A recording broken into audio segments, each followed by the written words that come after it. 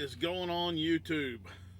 So, out here in the Wisconsin Illinois border, just north of Chicago, Illinois. Day's over with, fixing to get ready to go to bed.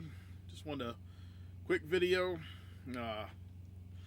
We'll have the astrophotography video coming up soon as weather and timing allows it. And still working on the second channel we talked about. Do a little quick focus on gear. I know I love macro photography, and one of my favorite things to do. If you follow me on Instagram, you know.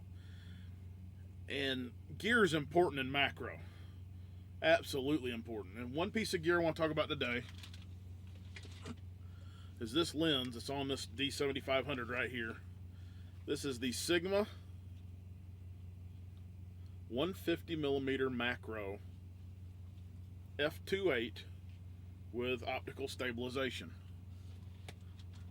It is a absolutely incredible macro lens. Now, I'm going to tell you, I'm all about budget, so I'm going to tell you, don't buy that lens new. It's $1,000 new. I wouldn't buy it new.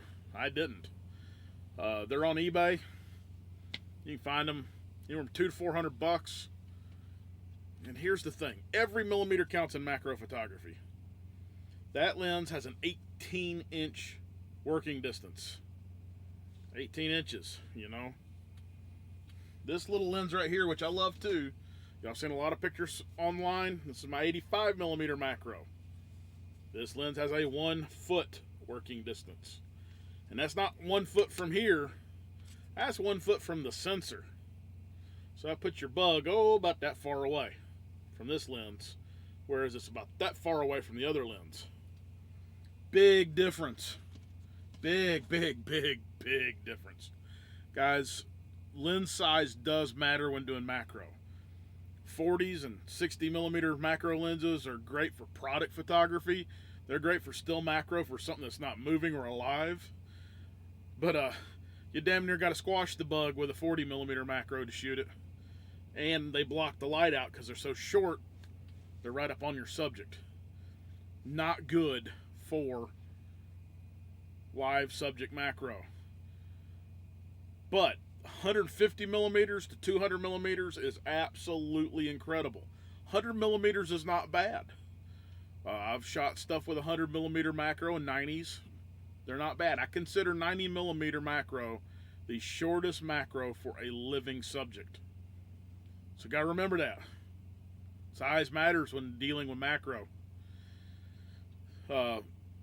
Also, sensor size. You know, everybody, you gotta have a full frame. If you're shooting macro, full frame ain't where it's at.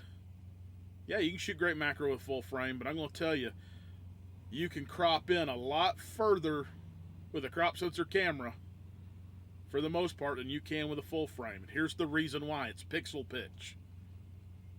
A full frame camera, even with 36 megapixels like my D810, when I crop it down to the same size as my D7500's 20 megapixel DX sensor, all of a sudden my 810's only got 16 megapixels to work with. And those pixels are further apart. Great for low light photography, great for detailed portraits, not so great for macro. Now, I've shot good macro with a full frame lens. It just takes a bigger lens. You gotta have something to work with. So keep that in mind. It's that Sigma lens, it's absolutely awesome. You get a used copy of it, find one. You know, you will enjoy it if you love to shoot macro. If you don't, find you a cheap macro lens to go out and play. Go find you a 100mm Takina or a used 90mm Tamron, something along those lines you can get cheap. Go out and play with it. Have some fun. I guarantee you, if you like photography, you go out and play with a macro lens, that bug will bite you. And I don't mean that literally. I mean that you will absolutely just fall for macro. Well, guys, short and sweet. Wanted to share that lens with you. The other thing I was going to share, another quick tip. I use mobile editing out here in the field. This cable allows it. This cable here, I got at Walmart, this end of it, 14 bucks. It connects to every camera I own. It's micro, mini, USB-C. When I went over to Best Buy and I bought this adapter to go on this cable so I can plug it directly into my USB-C on my phone, download pictures straight from my camera to the phone, or through my phone to Lightroom. Lightroom Mobile works fantastic. Hey guys, y'all be kind to everybody out there. Enjoy your day.